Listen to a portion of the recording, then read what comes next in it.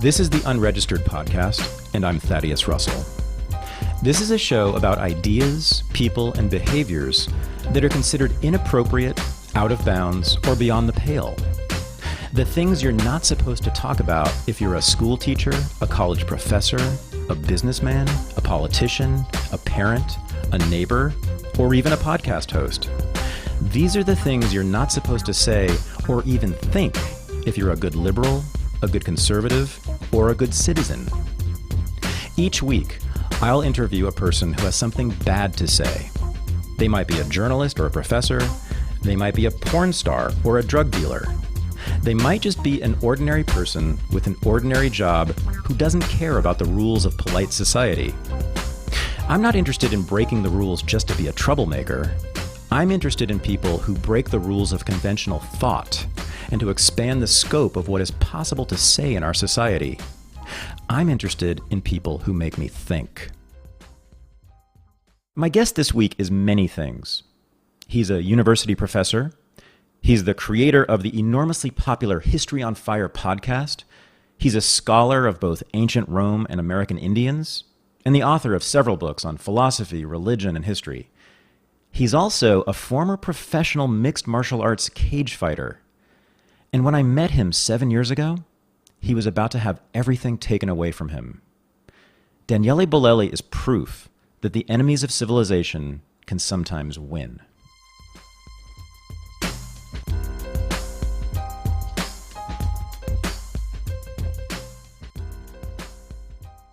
So I'm here with Daniele Bolelli, who has become, I'd say, one of the leading podcasters, public philosophers in this country. I think that's fair to say. Also, let me add, one of the leading public historians in this country. And yeah, it's funny. I think this is really true. And I think I've said this to you, Daniele, but like your podcast, History on Fire, is, I am sure, reaching far more people and teaching far more people than probably 99% of history professors. I know, isn't that a trip? Isn't that a trip? It's true. And isn't it's weird. that thrilling? Yeah. And I, as people will soon understand, that makes me so happy I can't even stand it, because you'll hear the story behind this and where Daniele and I started sort of together a few years ago, or where we were a few years ago. And man, if you had told us then, either one of us, where you and I would be right now, I don't know, pretty interesting, right? Definitely. Man, we were in deep trouble, and we were doing stuff that might have gotten us into even deeper trouble. And I mean, in every way. And can't say that we've made it and we're going to be successful for the rest of our lives, but we are definitely in a very different place now. And the most important thing is that we are reaching you're reaching a whole lot of people. I'm starting to reach people, but you're reaching a lot more people than I am, and really teaching them history. So it's stupendous. I mean, I think next to Dan Carlin, you're it, right? In terms of, there are a few that are big podcasts, but yeah, History on Fire is doing well. In terms of sure. reach and I'd say depth, and in terms of podcasts on history with academic rigor, sure, and popularity, I think you and Carlin are it. Yeah. Yeah, and Dan he kind of set the model, because, most people before Dan, who was doing history podcast before Dan Carlin? Not that many people, and it was kind of, whereas what he set up, he sort of paved the road for now there's an interest in it. There are a bunch of people who are into history podcast in general, which wouldn't have existed a few years ago. So Dan's the man in that sense, kind of opening the path so that then I can jump in and do something like History on Fire and have an audience. It's funny, because I listened to Carlin before you started your history podcast, and I was blown away by the craft. Oh yeah. He's a master of that craft, and so I'm a good historian, I have to say. I think I can write history well, and I think I'm a pretty decent podcaster. I've been on a lot of podcasts, and I think I do a good job at that too. But what you and he are doing is something different that I don't think I could do, which is talking for 2 or 3 hours to just a mic about a topic in history, and having access to all those facts, all those numbers, all those events and places and names, and weaving them all into this compelling, entertaining narrative, also full of very important insights and analysis. So when I listened to you do it, I heard the same thing. I mean, to me, as in terms of craft, that particular craft, which is, whatever you want to call that, speaking just to a broad audience who's not in front of you. Sure. Like, I can't do that. I can't sit there in front of a mic and just talk into the air about stuff, especially when I need access to the hard information. I just can't keep that all in my brain at once. I'm very good talking to people one-on-one or to a group of real people. No, that makes sense. But that you're thinking of a different style of conversation, whereas what I'm doing there, I have some pretty extended outline written out. It's not that I'm just going to go ad-lib the whole thing. Yeah, but both of you, and this is true for both of you, when I first heard Carlin, I was like, how is this guy doing this without making one grammatical error, without ever saying without ever saying without ever saying, he sounds like it's scripted, right? But it's not. But delivered by the greatest actor in the world, right? So I could certainly write the whole thing out and read it. Yeah. It'd sound okay, but it would not sound like that. Right. And you do the same thing. Anyway, trust me. Whoever's listening, listen to Daniele, History on Fire. If you're a Carlin fan, you're going to hear that level of craftsmanship but also it's just so amazing. You guys know so much about this stuff. And you are an academic. He's not, but you're also very much outside academia as well. But there's that academic rigor in both of your work, and it's just stupendous. I mean, no matter what you think of your particular analysis or interpretation, it doesn't matter to me. It's like you guys are telling stories that are compelling and educating people. Yeah, because it's a weird game, because first you have to put a monstrous amount of time in research, because you need to know your stuff. Oh, yeah. And you need to know not just what one person said, because you turn out, that one is crap. It's poorly constructed. The evidence is not there. So you need to really do your research.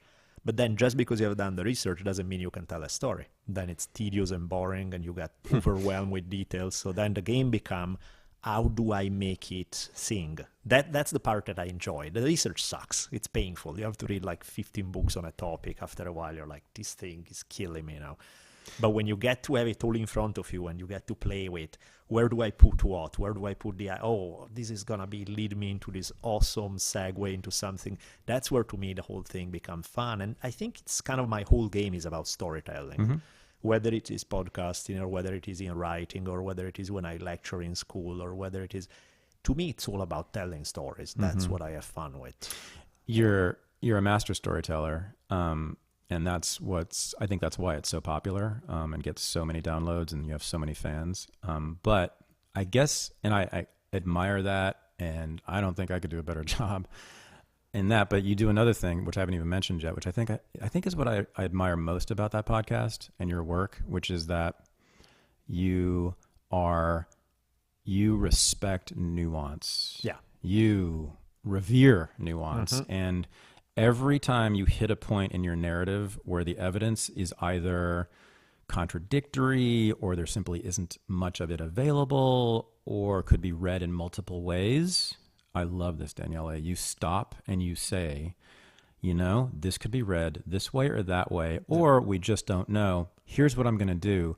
I'm going to make an educated speculation about what this might mean, but that's all it is. You don't make, these absolute truth claims. You don't pretend that there is one correct view of history, of a particular moment, of anything in it, and then you move on. And it's fabulous, and you don't hear that from almost anyone in academia, and you don't hear it from popular historians either. They're even worse on that. To me, that particular topic, the nuance, to me is the key in history, but in life, really. To me, it's like if I look at political discussion, it's the same thing. If I look at people arguing among each other within the family, it's the same thing. It's like everybody takes a partial truth, they blow it out of proportion, they make it be the truth, completely miss the fact that there's something there also in the other person argument that's not totally incorrect, and just run with their own narrative. And then it becomes this echo chamber that people live in.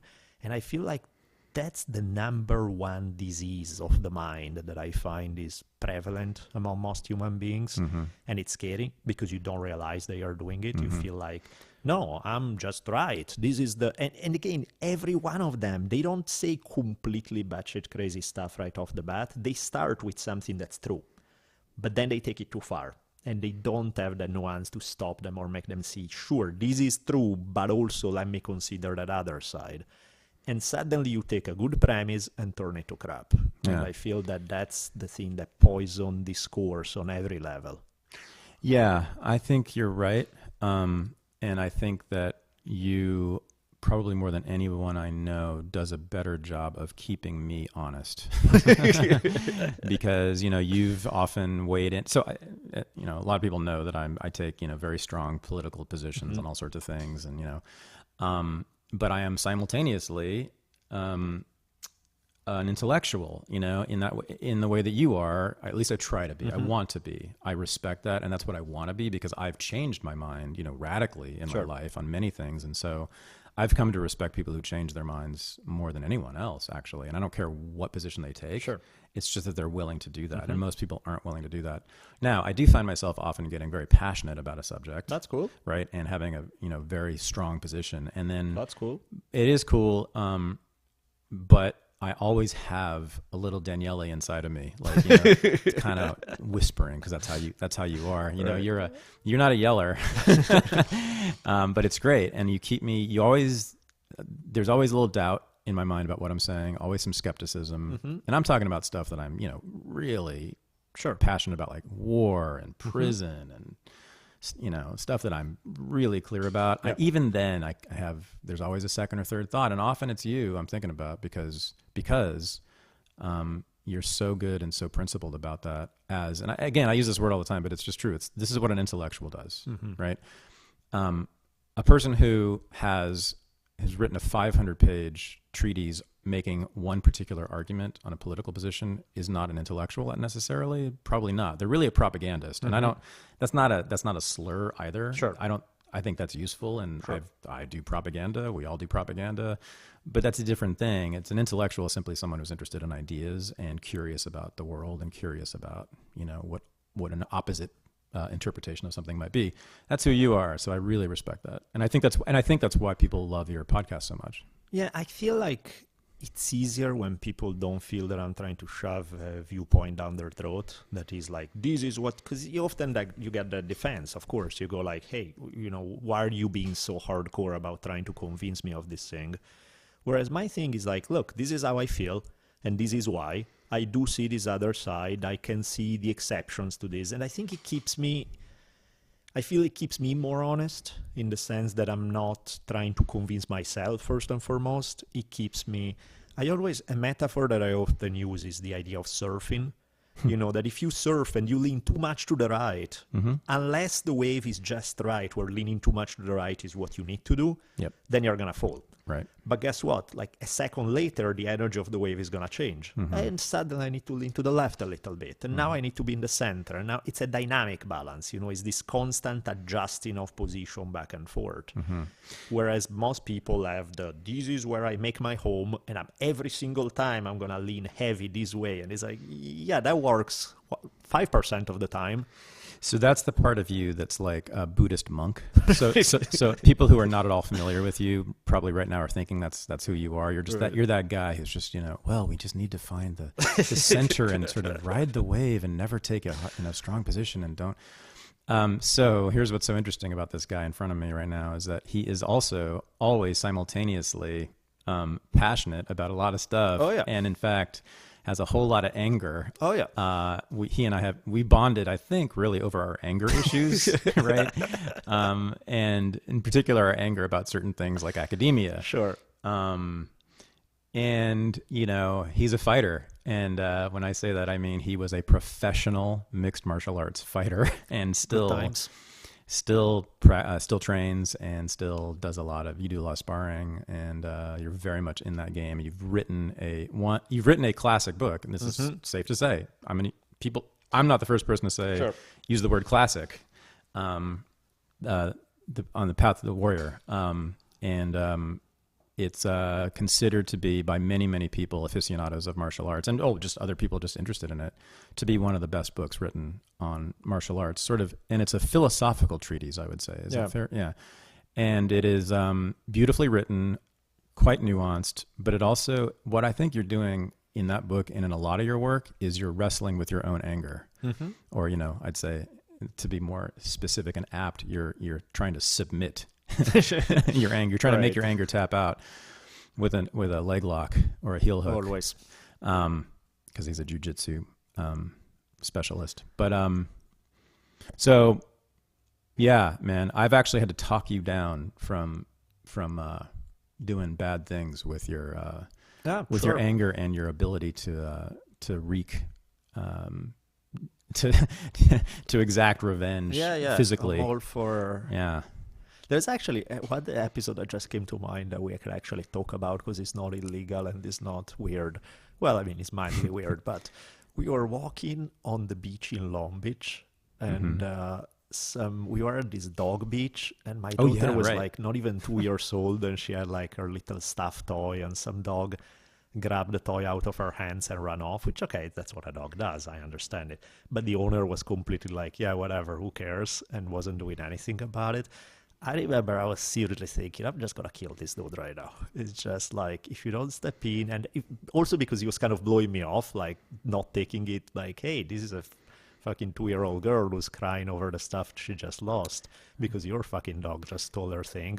Do something about it. I remember that. I remember that moment now. Yeah. And you were with your daughter, and I was with my son, and I think some girlfriends were there too, and I remember thinking it was disturbing because for two reasons. One was that I just felt bad for you because I know how that feels, and then I felt bad for myself because I know how that feels.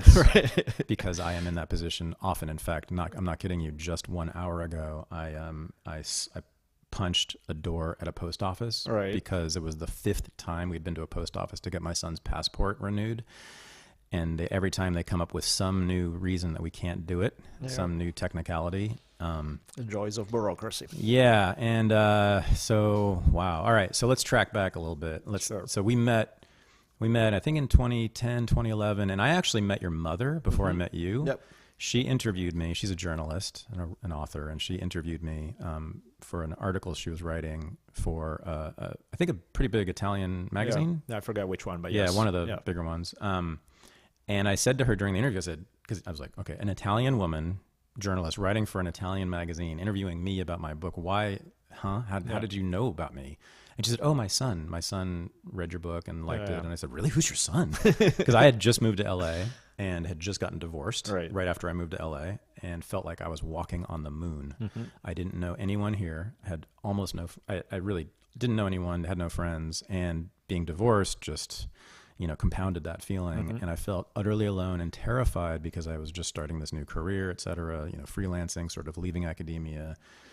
Really felt like not even walking on the moon like the astronaut with the tether, way, way out from the space capsule, floating in space. Anyway, so we hooked up, we got together and talked and bonded over stuff. And, you were doing martial arts. I had not really started doing that.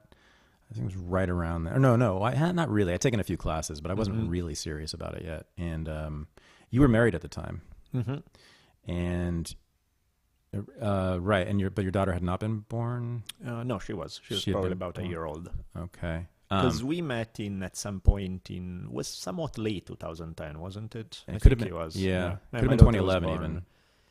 No, because that's like my wife died in very early 2011, and so we met shortly before. Okay, so we met, we hung out once, I think only once, and then we got together again, I think we may have texted or something a few times, but then we hung out, and then 6 or 9 months later, we actually got back together. We hung out again at the same cafe in Mar Vista. I remember sitting there on the sidewalk with you, talking, and we talked for, it seemed to me like a good half an hour, maybe even an hour, about what's going on with our careers, our struggles with academia, how we were trying to get teaching jobs, how we were trying to make a living, books, martial arts. And then you referred to your wife in the past tense. Yep.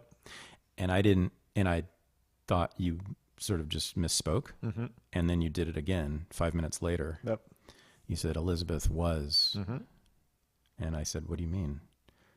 Because I knew she was sick. Yeah.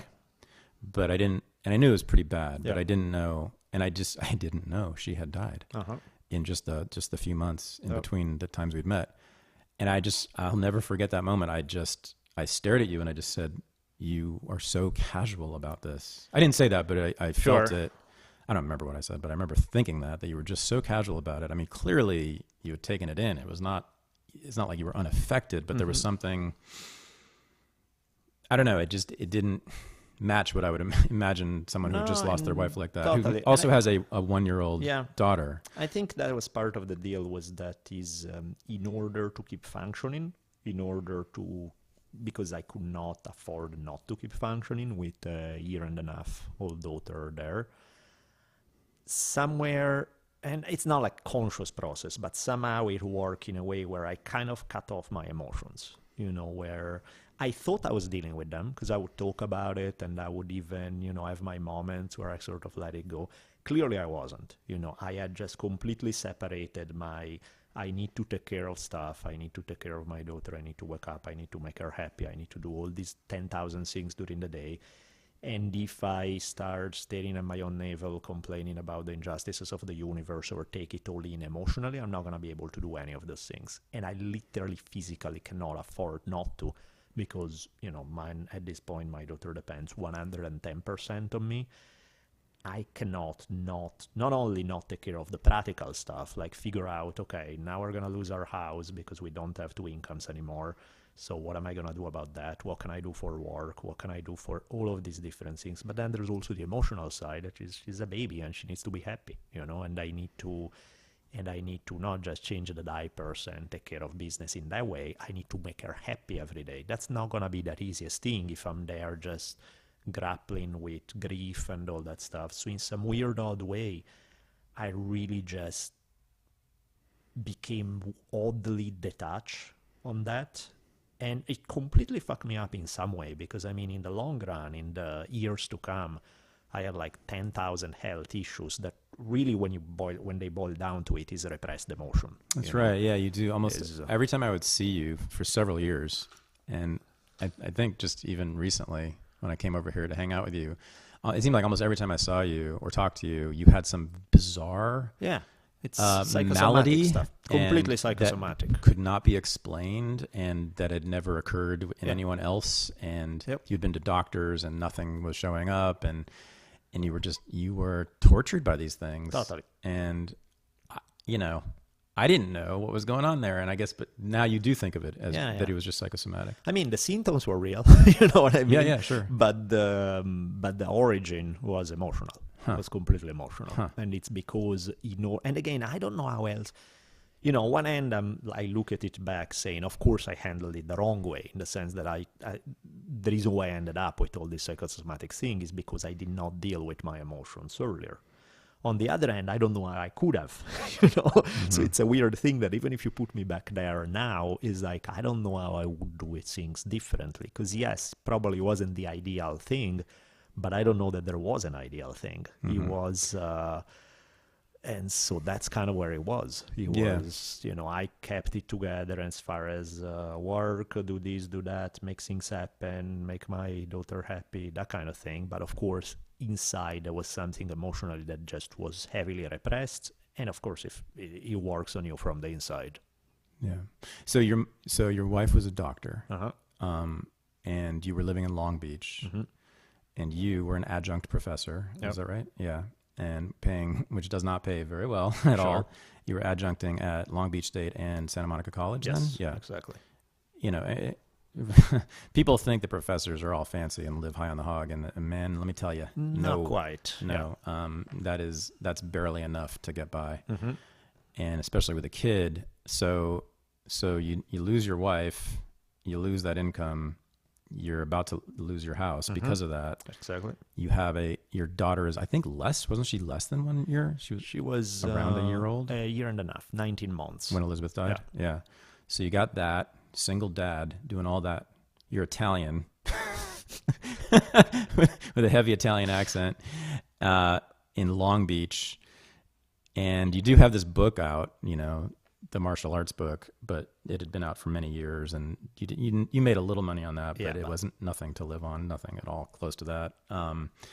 So what in the world are you going to do now? A lot of people, there's various support structures, people have when they go into trauma, some crisis like that. And it could be family. And you did have that. You had your mother here, which is probably, I'm sure it was life-saving in some ways. But you didn't have much else. You had no other family here, right? My dad was visiting a lot. That helped. But he lives in he lives in Milan. He came I forget, a lot of times that year to try to help out. A couple of weeks here, a couple of weeks there. But still, it's not the same. No, of course. But but then psychologically, I'm thinking about the support structure you had inside you, at the time. And I think I asked you at the time, you had not ever been in therapy. No. And you did not go into therapy. Eventually, I did later a little bit. Okay. But it took you a long time. Yeah. You didn't go into therapy of any kind, right? You didn't even do like grief counseling and none of that. But here's what you had, as far as I understand. Why'd you laugh? There's an interesting discussion about my visit with a quote-unquote therapist. Oh, yeah? Well, I ended up... this takes us on a tangent, so tell me when you're... Go for it. Let's finish. Yeah, okay. No, go for it. Well, at one point, something that happened, because in this scenario where everything sucked, right? Everything was pretty bad and terrible. I had, a few friends from Italy. They would send me, a couple of €100 here, a couple of €100 there to help me out, which was really sweet, right? And at one point, one guy gave me something. It was like, okay, but this is the deal. This particular money that I'm giving you is not to be used for anything practical. And I'm like, what do you mean? I'm here losing my house, I'm losing this. And everything I do has to be practical, that's what I need to do. And he's like, no, you have to do something that just for you to feel good. And at the time I was like, what the hell do you even mean for me to feel? This is not the place or time there's nothing for me to feel good here about. I just need to get stuff done. That's it. And one night after I put my baby to bed, I'm like, probably mildly drunk or something, and I'm reading about my all-time hero, Ikkyu Sojun, this Zen monk from the 1400s whose main passions were Zen, women, and alcohol. And he was a big fan of hookers. And I was like, what would that be like? The idea of sex completely detached from emotion, from relationships, from anything. This is a whole other topic I didn't even think about with you. Okay. Yeah. And so I decided, you know what, this is so not me under every possible way, but the idea of spending an hour with a hot woman with nothing else attached to it, because I have really, at this point, my past sucks, my future is probably sucks as well, everything doesn't make sense. I just need to look at a hot woman and feel alive, somewhat. And so I decided, what the hell? Why not go that route? Turned out to be one of the best things ever in terms of my mental health, because it was oddly an extremely sweet encounter. Where by the time, at one point she asked me about me, and I was like, I don't know that you really want to know, but sure, I'll tell you what's up. And by the time I was done chatting with her, she was like tenderly hugging me, saying, oh, come on, you need the money more than I do, forget about paying me. And I'm like, no, seriously, come on, let's be real about it. Of course. So we're having an argument because neither one wants the money. And it was the sweetest thing ever. And she was a sex worker. Exactly. And so it's like not exactly what you would imagine when it comes to money about that. And so I was like, in a weird way, it made me feel mildly good about life. And so that was interesting. Yeah, I remember you telling me about that. Yeah. And then showing me websites and introducing me to this whole world I didn't know about. Yeah. So, of course, at that point, I was like, Mr. Historian of sex workers, but I had zero experience with sex workers. I had never, still to this day, I've never been to a strip club even. Yeah, actually, I've never been to a strip club either. That to me serves no purpose. I don't get the point. I've never hired a sex worker. I've never been to a strip club. Yeah. But I know all the sex worker activists and stuff. And in fact, I had one of the leading sex worker activists on this podcast a few episodes ago. And so I knew all that stuff, but I didn't. So anyway, you showed me this world. And I said, wow, there's like these websites and you can see pictures of their bodies. And my gosh, this is something. And, you have to apply, right? You have they asked for, at least for the sex workers you were dealing with, they had this pretty rigorous, of course, vetting process. Well, because they want to be safe, right? Totally. Sure. No, I'm Makes just saying sense. it's people don't understand this, how carefully regulated it is by themselves. They regulated themselves to protect themselves. So it's like you had to get references, right? And it's really something. But and do you want to talk more about that? I mean, in an odd way, I found it. Granted, some kind of therapy would have not been a bad idea either, on a more orthodox kind of therapy. But this particular thing, it was interesting because it was one quick reminder that there's something where life can be, like, even for me, like I think about afterwards, right? This idea of separating just fun physical pleasure from emotion was interesting, because people think of it that must be some nasty thing, like it's just this brutish. Doesn't have to be. You can be totally nice to each other. That doesn't go away. You can be super sweet and nice to one another. The point is a different thing. It's something that's one need. The I'm deeply in love is something else. I personally cannot do, like, I don't like doing one night stands or dating where really the only point is to get laid. It's just, fuck that. That feels dishonest to me. That feels weird, you know? Whereas this, to me, was considerably more clear and to the point, where there's a certain honesty about it, where what you want, what I want out of this. And in a weird, odd way, it helped me afterwards, because then if I was around some super hot woman, I wouldn't be coming from a place of need, where I'm like, you're hot, you're a nice person, but really I wanna get laid, and that's what's going on. I wouldn't approach the interaction like that, because the thing would be, if that's what I wanna do, I can do it elsewhere. I can do it, pay down the money, have that set up. Whereas if I'm interacting with you as a human being, it's not just because I wanna get laid because you're hot. I can interact. Doesn't matter how hot you are. I'm just gonna be me 100%. I have nothing to convince you. I'm not trying to get in.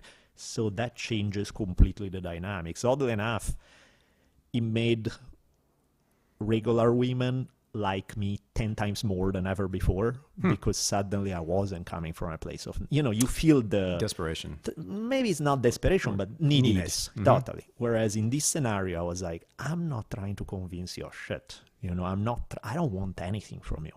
I'm here because this conversation is pleasant, but I'm not, we all put up a certain face when we want to impress somebody. We try to look, whereas in that scenario, I never put on a certain face anymore. I was me 110%, just purely as I am. And that made women respond to me 10 times as much, because suddenly it was like, oh, he's saying what he's saying, not because there's an agenda here. He's saying what he's saying because that's how he is. That's what he means. And then when they would like me, they would actually like me for me, not because of some show that I was putting on to make them like me, So that was kind of a different kind of game. So, here in America, we think what you did was a bad thing now. I know. Bizarre. Very bizarre. I think what it is that's weird about that is that people somehow think that this implies some kind of disrespect for women, or a weird attitude toward women, or even sex. In some way, I find it the exact opposite way, which sounds weird, so maybe I better explain it. In the sense that, to me, is if the goal is you're trading sex for money, and I'm in that market as well, we are going to be totally nice about it to each other. There's nothing, I'm going to check to make sure that, the same way as you are going to check on me to make sure I'm not a psycho who's going to murder you, I'm also going to check to make sure that the situation that you are in is not some weird sex trafficking thing. It's just, independent, you get your own money, nobody's exploiting you, where I don't feel that there's anything shady about it. It's just consenting adults doing what they want. And then we can to be completely nice about it to one another. Then I find it way more honest than the scenario where you enter the dating scene with mixed expectations, where people are like, casual sex, but really not really, because then they attach all sort of other emotion about it, and then they want a relationship, but the two people are not really totally being honest about what they want, and there's all these weird games played. I find that fucked up. I find that weird. There was one time where I did start kind of dating this lady, and it felt so oddly dirty. I felt like this is weird. We're going into it with this, we're constantly shifting attitude about what this means, and it doesn't feel right. It doesn't feel right at all. And so there's a lot of dishonesty, a lot of hidden motivation, right? Yeah, and you actually, I hope this is okay. I mean, you also hired a pretty major porn star. Sure. Like your favorite porn star. Yeah. we don't have to name her, but yeah. that was really I remember the day when you did that. You called me or told me about it, and it was kind of like a big high five. Yeah. But the thing is, feminists would say this is indicative of your, well, you said disrespect. That you would think of them as less intelligent, less rational, women in general, right? That's only a John, they by definition almost think of women simply as sex objects, that they're incapable of rational thought or being full human beings.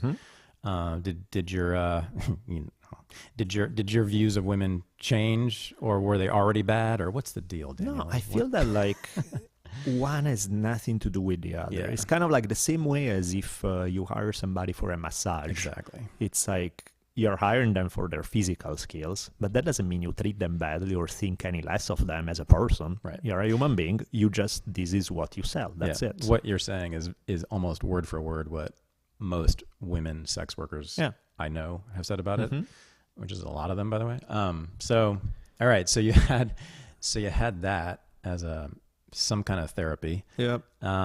And I can see that, I get it, especially after losing your partner, your intimate partner. Because there was no way I could get in a relationship and be healthy. Sure. You know what I mean? Because I was fucked up. Yeah, Even though I wasn't feeling it, I was emotionally fucked up. And that was the mistake that I was living out at the very same time, because I had divorced. I'd left my wife for this younger woman, classic thing. And it turned out to be, of course, everybody told me, a totally toxic relationship. And I was just, dying in it. And clearly I should have done something differently. I should have done what you did, probably. But whatever. I've always been scared of that world. It's funny. The first time I walked in, I was feeling like I'm going to die. I'm going to throw up because this is so not me. This feels weird. I don't want to be here. What the hell?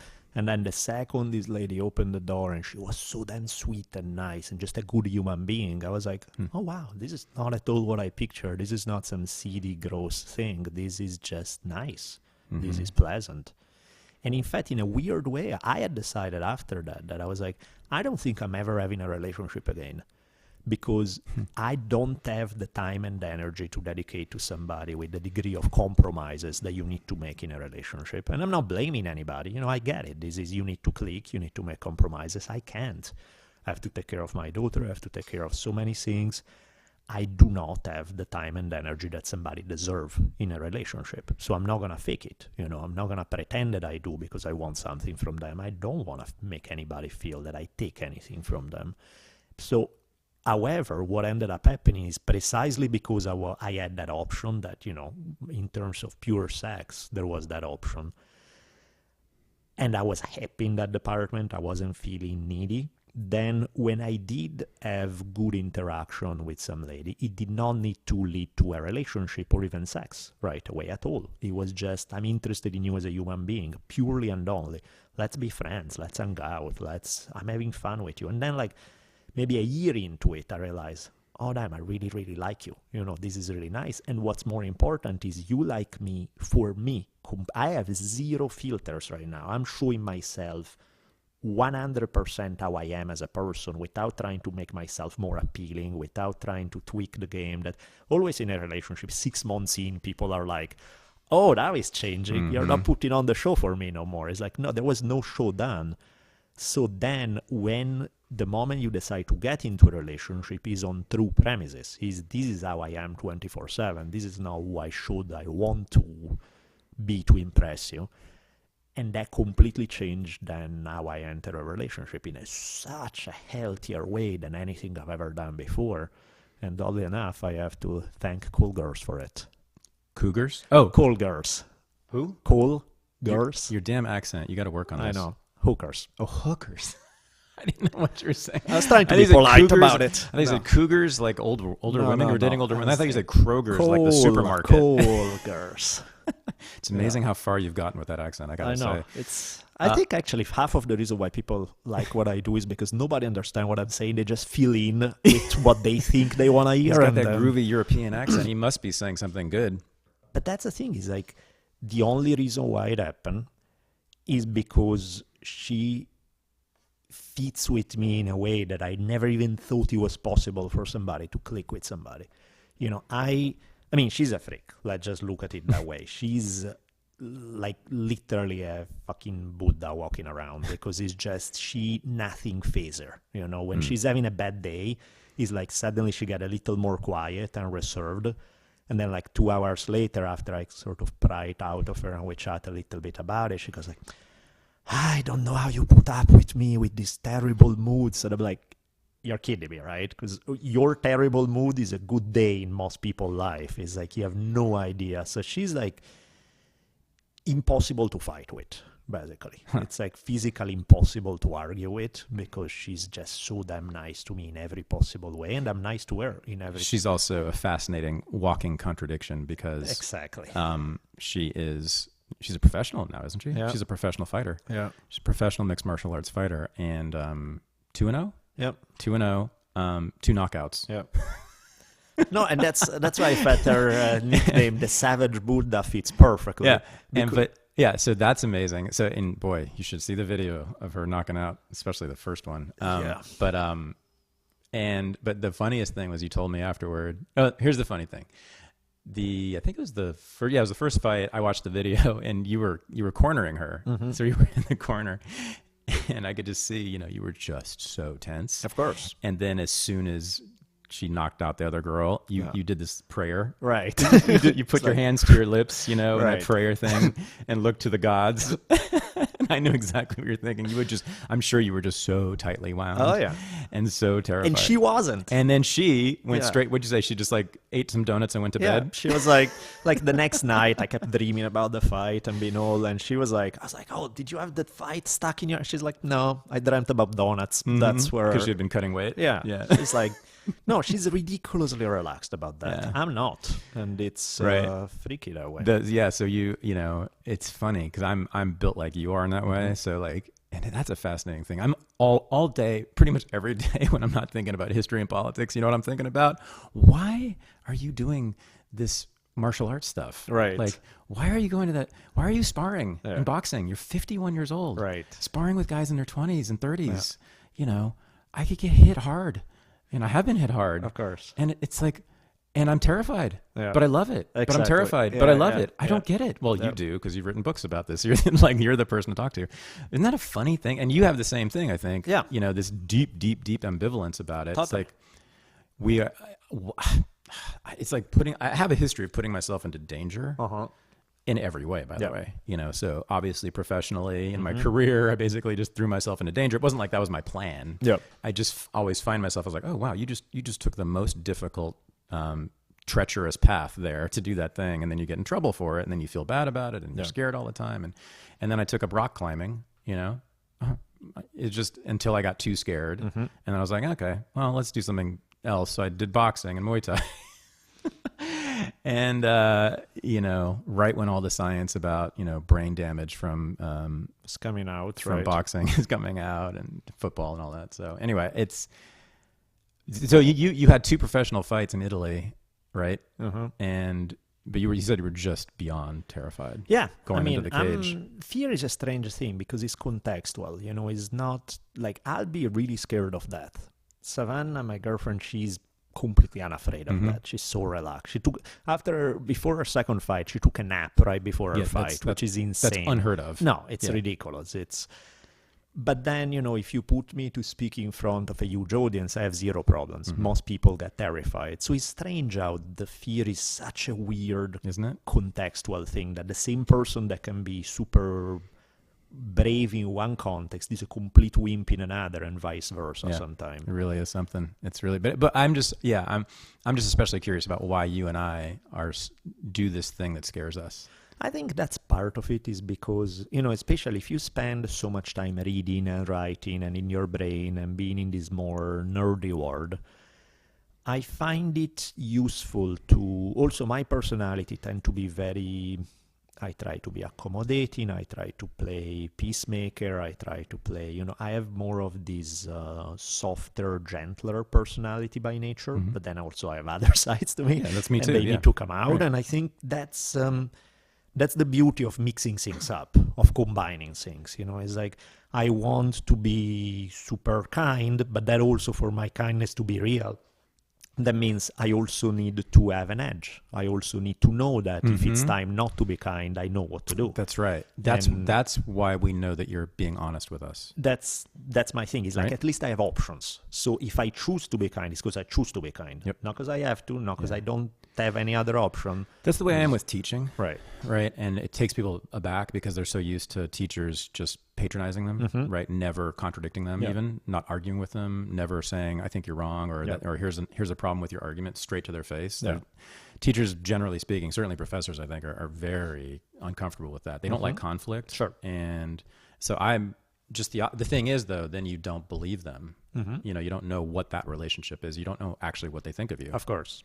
And you don't learn much, or you learn less. And I think that's one of the things I love about being coached in martial arts. I mean, that's, oh God, I just love submitting totally to a good coach in boxing or Muay Thai or anything, really. I just love it because they yell at me, right? When I make a mistake, yell at me. Yep. I've had coaches just yell at me or hit me. I had a coach just the other day. I was doing boxing. I went to a new boxing gym in Oregon, and it's all Mexicans, so it's hardcore. Yep.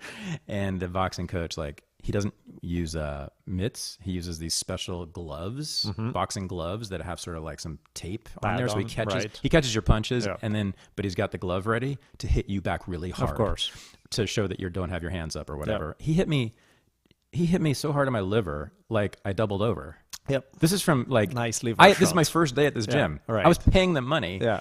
And then he hit me in the face 3 times because I was dropping my jab, apparently, but all right. So you had a career in martial arts. You had all that going into this crisis. You had a career and you had deep thoughts. You had a whole theory about martial arts. You had that culture too, which is about wrestling with fear and going through fear and getting into that ring. I mean, God, just the first time, everyone will remember the first time they stepped into a ring, just to spar, just to spar with another beginner. Sure. Sparring with another total beginner is like a really intense, scary thing. Oh, yeah. And you did not only that, you stepped into a cage with another professional fighter, and you did it twice. Yeah. Professional fighter in a cage. Yeah. I can't even imagine that. It's scary. So you had that already. That had already happened. You'd written about this. So you'd thought through that. You had that kind of structure in a way inside of you. That's your support system that you had, right? You also were kind of an expert in Eastern religion, I would say, and practitioner.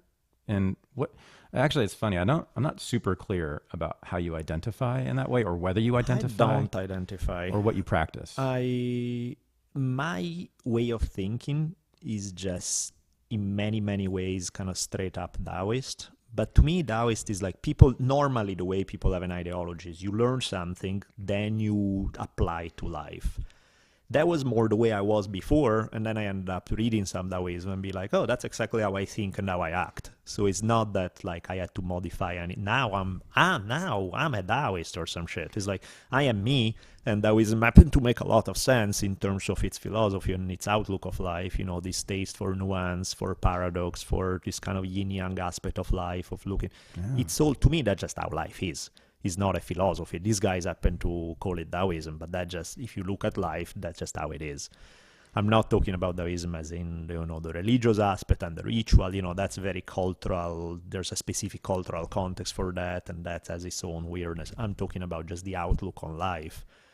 Taoism, we can call it Taoism, or we can call it just, look out the window and that's what you see, So I don't see it as some strange Eastern philosophy. I see it as...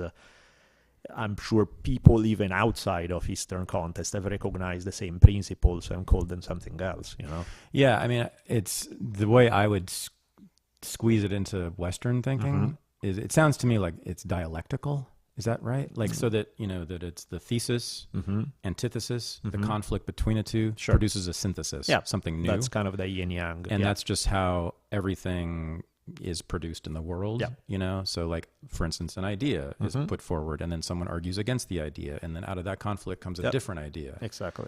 And that idea then changes the world, right? Or, you know, you name it, or in relationships, right? You know, this person is fighting with that person. And then out of that conflict comes, you know, war, which then creates a new nation or whatever it is. So is that sort of it? I mean, it's that way of looking at, it's not a prescription and it's not a moral code. It's just a way of sort of accepting. Is that right? Yeah. Accepting that that's what life is. Yeah. It's conflict. Kind of, totally. It's constant looking at conflict. Yeah. It's certainly, there's a lot about conflict. It's a lot about, it's really about looking at what are some of the principles, like conflict being a big one of them, that make life, recognizing them, figure out how to navigate them in the most effective way possible. It's about it. But it's about accepting it, right? Because we're always struggling against it. Like Americans and Westerners don't like conflict. I mean, they do and they don't, right? But they're very uncomfortable with it. I mean, that's kind of, and well, here we go. This is, I think, at the root of your problem and my problem with academics and academia. Sure. All the conflict is submerged, right? And it's all sort of underground, and you kind of find out, it's like through whispers and people talking behind each other's backs. And, you know, maybe someone will write a review of your book in an academic journal, but you never see them face to face. Yeah. It's weak and sneaky and and I've always wanted to like do it. Let's go. Like if you got a conflict, and that doesn't mean I need to punch you in the face. Sure, of course. But let's be honest about it. But let's go. Tell me what's going on. Yeah. Like I need to know. And one thing is that people think that conflict, they either have to keep this polite face or they need to be complete assholes. It's like you can disagree with somebody, and even maybe strongly, without having to hate their guts. You know, we can sit down and have a conversation, and there's more to life than the thing we're disagreeing on. It's like, doesn't mean that because I disagree with you on this, I hate the entirety of your being. You know, unless you're advocating genocide, then okay, maybe we have a problem. But other than that, it's like, we disagree on this issue. Can we just be nice to each other and disagree on this issue? You know, it's like, it's not that hard. Instead, people take it so emotionally, where it's like, suddenly, if you're criticizing this aspect, you're criticizing who I am at the core. And I'm like, I don't know, people sometimes, if you don't like the stuff I write, right? I mean, it's important to me. It's obviously, I put a lot of me into it, but there's more to me than what I write or what I do in this contest or what I do in that contest. It's like, life is bigger than any of its parts. So just because there's a problem with one part doesn't mean that we need to. Whereas because these guys are uncomfortable because they think if we have a conflict, it's this big thing that you're going to take emotionally and personally, then I'm going to present this face where it's all nice and polite. I'm going to repress my conflict and kind of hit you. And I'm going to hit you behind your back. I'm going to hit you where you don't see it. I'm going to hit you in this sneaky... And that's just pathetic. That's just like, come on, man. Well, they also control your destiny. Yeah. You know, the professors with tenure decide whether you have a career or not. Of course.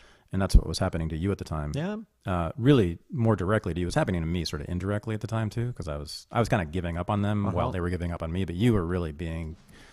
So here's the thing. So Daniele, when I met him, was one of the most popular teachers in Santa Monica College. And, you know, you don't have to believe me. You can just look at his reviews online. It's pretty clear that he was a super popular teacher and very effective.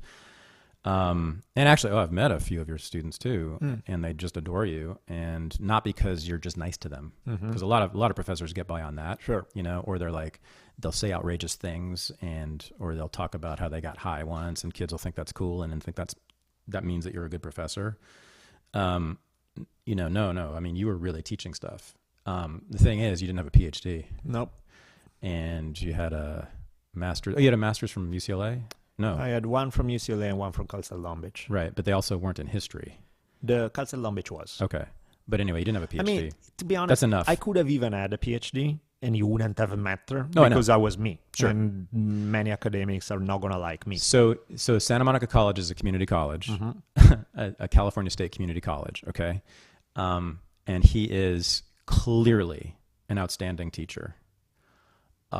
And I still get angry when I think about this. Yeah, I was fucked up. And you didn't have a dissertation, you didn't have you didn't have anything written that's considered to be scholarly, right? Nothing peer reviewed, nothing in an academic journal. Your book was about martial arts, right? It wasn't about, for me, I don't care, and I'm speaking as a professional historian and a Columbia University PhD. I don't care. Yeah. If I were an 18 or 19-year-old who wanted to learn about history, right, I'm coming to you. Right. I'm coming straight to you. Yeah, exactly. I'm running right past the Harvard people, and I'm going straight to Daniele Bolelli. I'm serious, right? Because you're at the very least going to get me, I'm going to understand why history is interesting. And secondly, you're going to tell me what the interesting questions are, right?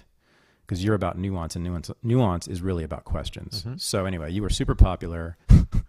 And what happened? You were up for a position? Basically, they had told me forever, because they hadn't had an opening for a full-time position in a decade or something. And the message that I got multiple times was like, oh, you're doing a great job. Don't worry. When a position comes up, you'll be right. You're not exactly a shoo-in. We can tell you that, but kind of, there's all these hang on and it's all going to be good. So they finally do have a position. I do apply. I have all my...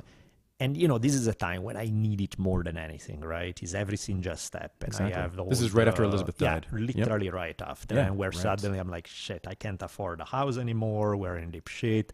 And I've been essentially waiting for 10 years as a part-timer to work my way into a somewhat safer academic job where I do have a better pay and more guarantees and all of that. And it was kind of ready-made. It was just, we don't have an opening. Now they do have an opening. I think they even had 2 or something. And so it's like, okay, apply.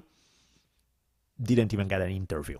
And I was like, you got to be fucking kidding me. Not even an interview. It's like, no. And what they did was they hired someone who had a PhD from Cornell. Is that right? Yeah, there was something like at one time, it happened a few times, because then they suddenly had a bunch of openings. Who had never taught before, by the way. And they got rid of her eventually, by the way, because it wasn't working in a community college. Yeah. So eventually, but at the time, the idea was, we need somebody, what are we looking for? We're looking for somebody with a PhD from wherever, some fancy university, because that's what will allow the president of the college or something like that at the fundraiser dinner to talk about, our last hires are a PhD from da-da-da, and that somehow is going to impress the donors who are going to pay more money. So I've always understood why places like Columbia and Harvard don't care about teaching. They don't. Right. I know this for a fact because I'm a product of Columbia, and they never not once taught me how to teach. Of course. We never talked about it. No, of course. Never discussed. Nothing. Yep. Zero. Just go teach. Go. Yep. You're fine. Because if you know this all, you can teach. Yep. Hell no. Most of them, of course, can't teach for shit. Horrible. And so I love teaching, and that's actually why I entered the profession. I didn't want to become a scholar until I was well into it. I really just wanted to teach. Yep. In a classroom with 20 kids. Yep. That was my passion, still is. That's still the thing that I love the most. And that's another thing we shared. It was really clear that you loved it, and obviously you have to be that good at it. You have to love it. And oh man, still upset about what they did to you. Yeah, it was pretty messed up. Because that guy he hadn't even taught. He had never taught in college. He taught maybe as a TA in graduate school, but he wasn't he had never taught. You had a massive amount of experience. You had a massive amount of evidence that it was effective.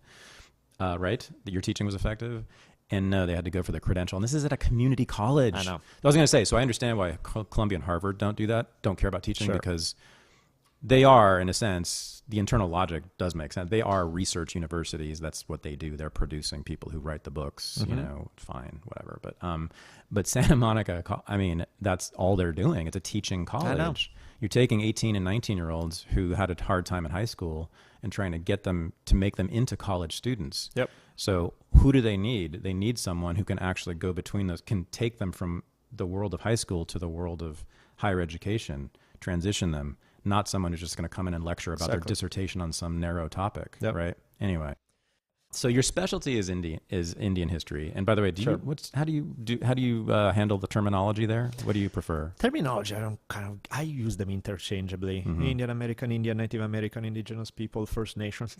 It's all a kind of a crap made up term in the sense that it's trying to encompass the variety of all the tribes, which never saw themselves as having too much in common with one another. So it's more of it's a catch-all term. It's whatever. So I don't have any particular. Most native people I know use whatever term they. Most of the time they actually use Indian, which is considered the least politically correct one, but that's the most common one. That's why I use it. Yeah, in fact, I tend to switch from one to another interchangeably. I use Indian, because first of all, most Indians use that, and secondly, they reappropriated it. Yeah, so exactly. To them, of course, it's not an epithet. Yeah. And if you look at the, what's the largest Indian social political organization of the last 50 years? It's the American Indian Movement, AIM, right? Exactly. And so to them it was like, yeah, go ahead, call us that. We're going to turn it right back against you. Yeah, but we're going to turn it back against you with rifles. Yep. Exactly. Right. That was AIM. That's what I'm about. Yeah. I figure you like them. Yeah. So to not use Indian almost dishonors that spirit of resistance. Yeah. I kind of like, because you know what? It's like it's the thing. Same with all the other epithets. It's like the oppressor invents this word for us, and so to then say we are harmed by it, all you're doing is saying he has power over us. Yeah, sure. Right. So Indians are like, yeah, fine, I'm an Indian, but I don't care. Yeah. Like it's. If somebody told me, meaning I don't care about you. Yeah. I don't care about you who are trying to put me down by that. Totally. I mean, that disarms them. There is no oppressor anymore. He's gone if you don't grant him that power. So anyway, that's why I use Indians. But so I like that about Indians. And I if you read my book, you'll see that I think there's exactly 1 or 2 references to them. Mm-hmm. So I read a whole history of the United States I mentioned them briefly, only once or twice when I talk about the times when some of the early colonialists went native. Mm-hmm. And just left their settler parties. They landed on the shore in Virginia, and then the Indians came around and they built a bonfire together, and they started drinking. They gave the Indians whiskey, and they started dancing. And then the Indians taught them how to dance, and they started dancing around the fire. And then the captain of the settler party was like, oh no, he's writing in his memoirs, right? He's writing in his diary saying, so my men, they started to dance with the Indians and getting drunk, and then suddenly they left. My men, they left. They went into the woods with the savages, of course, and some of them didn't come back. Yep. Right, and there you go. There's the beginning of American civilization and its fundamental conflict, in my view, which is between order, regimentation, repression, and that kind of freedom of going native, going wild. Yep. So I know you're really into that, and that's another reason we bonded. And I think that's the reason you kind of like my book. Not only, but sure. But that one was good. That's kind of fun. It is like the fundamental thing going on in that book. Oh no, the theme, of course. But here's the thing though, like, so I'm not anti-Indian in any way, and I love that they stole some of the white people and turned them on. But I've never found much else. I'm sympathetic to AIM in some ways, but I've never found much else in the cultures, American Indian cultures, that I would want to replicate, like that I would see as a model in any way. So all sorts of other so-called subaltern cultures, I just like, and I wish we did more of, so Black working class culture, gay subcultures, et cetera, right? Sex worker subcultures, everybody knows I'm about that. But I never found anything there, but you have written a lot, and that's one of your main passions, and your mother is too. Sure. And you guys have sort of a direct relationship with several Indian activists, or just sort of, and Indian, I guess, public intellectuals, you would say. Sure. So here's what I want you to do. I want you to convince me to care, because I don't, not really. Right. I mean, I care. So I believe that their land was stolen from them at the point of a gun. Yeah, but I mean, that's all that sucks. But then that's again, not why you like something. I'll just throw this out here now, and you can just wrestle with all of this at once if you want. But like, in terms of world history, I'm not sure that was a bad thing. It was most definitely a bad thing for them. And if it were to happen now, like, this is my thing on Standing Rock. Like, all I need to know is that the government is essentially stealing their land, taking their land, and so I'm on the side of the Indians, no matter what else is going on. Sure. So all the climate change stuff and the pipeline, blah, blah, blah. And I'm already there. I'm already with you guys. The rest of it, do whatever you want, because it's your land. But But beyond that, beyond them as really victims, and I really do think they were, there's not much there that I want to replicate. And in fact, here's the real problem. Here's the real problem, right? The argument against Indians retaining their land in the 19th century by Andrew Jackson and company was that they are doing nothing with the land, meaning they're not cultivating it. Sure. They're not making it productive. That's why their populations are basically stagnant. That's why they still, walk on the dirt with bare feet. That's why they don't have, eventually they said that's why they don't have plumbing. That's why they don't have all these things. Sure. And all those things are things I like. Right. I like the modern conveniences. I like laptop computers. And if we had let the Dakota have that land, we probably wouldn't have laptop computers. So I think kind of stuff is tricky, because my model is these discussions, they often happen. They go from a primitivist, back in the old day was the best, to a super modern civilization is the pinnacle of everything you want. And again, I find that choice always tricky. I never like binary choices to begin with, and here is not any different. I don't think that, I think that there are obviously some amazing stuff about the modern world that we have created. There are also some incredibly fucked up things about the modern world that we have created. So my thing is not to choose, do I pick these with all of its limitations, but the cool things, or these with all of its limitations and the cool things? It's like, how about we pick the best from both, Because to me, what's interesting about, one of the great things about native cultures, and not just even American Indian, kind of all over, I dig tribes. I dig, the tribal model to me makes sense, because I don't get, to me, we are, if you look at 99.9% of the time we've been around as human beings, we've been tribal people, small scale hunters and gathering people. That's in our DNA. We need that sense of loneliness and alienation that pervades modern life. A lot of it has to do with not having a tribe, with not being part of this small but tightly knit community of people that you work with, that they help you raise your kids, you go hunt together, you go this thing, there's this group of these deep bonds that are created. The whole our society model of the nuclear family, mother, father, kids live separate from the next group of mother, father, kids, I feel it does a lot to fuck with people's brains, because it's not how we are hardwired for. That's not we need, and you can have even the best wife and kids in the world. The problem is we need more. We need more. We are built for that. So to me, that kind of, a nation is bullshit. A nation is made of so many people, some amazing ones, some horrible ones. There is no community in a nation. That's crap. That's like the flag. Give me a break. That's ridiculous. So to me, it's like I understand things that are good for humanity as a whole. There are certain basic principles of human life that help.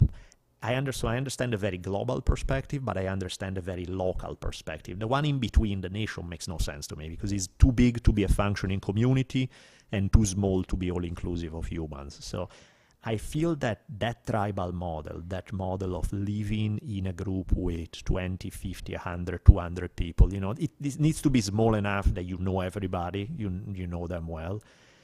There's something really awesome about it. Now, there's also the dark side, of course, that you can, if you don't fit community standards, there's extra pressure to make you conform, there's all of that. So the limitation of traditional tribes has been you're insular, you're kind of stuck inside. Right.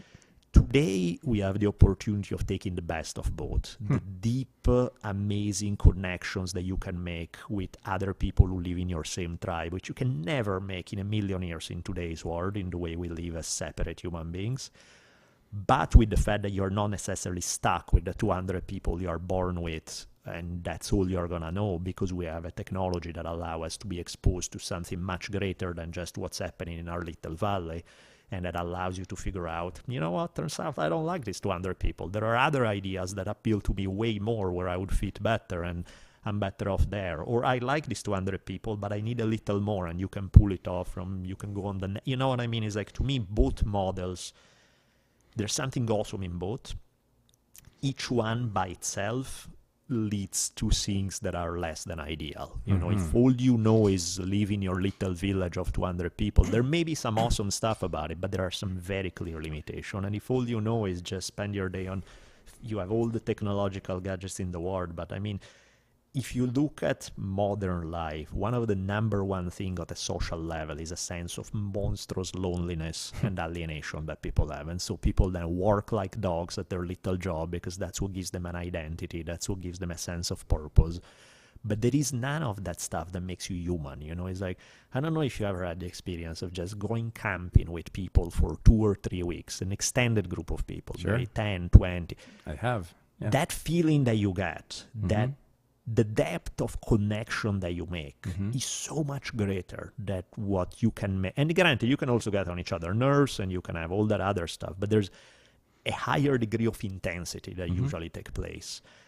And I feel that that's the antidote to modern alienation, to that kind of. So to me, the model of going back to your question, going back in time to look at functioning tribal cultures and to see how they work and not work, to see at the problems with them, but also at the cool dynamics that are created, is fascinating. I mean, hell, even in modern times, I remember being on some native reservations where I'm like, there's violence, there's poverty, there's alcoholism, there's like, if you go down the list of crap that's there, is unreal, and yet there still is, as broken as it is, some sense of tribal life that's awesome, that makes you feel so at home, makes you feel so like, this is what human beings are supposed to Home have. is the word. Home absolutely. is the word. Yeah. Yeah. All right. So here's my story with all this. So I was raised by socialists. So they did away with the nation. Yep. So I've never had any understanding of, or I've never had any kind of relationship with a nation of any kind. It makes no sense to me. I think it's only destructive. Yep.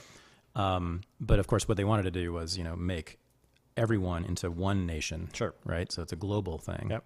So they wanted to, go beyond the nation borders, but create this whole single community in which all people are cooperating. Yep. All people are joined together in this collective enterprise. Okay. And that was me until I was in my 30s. And then I swung all the way over and started hanging out with libertarians. I'm not a libertarian, but a lot of their ideas attracted me. Sure. And I've clearly taken on some of their ideas. And so they did away with the nation too. They hate the nation just as much. They think it's nothing but destructive. So I like that.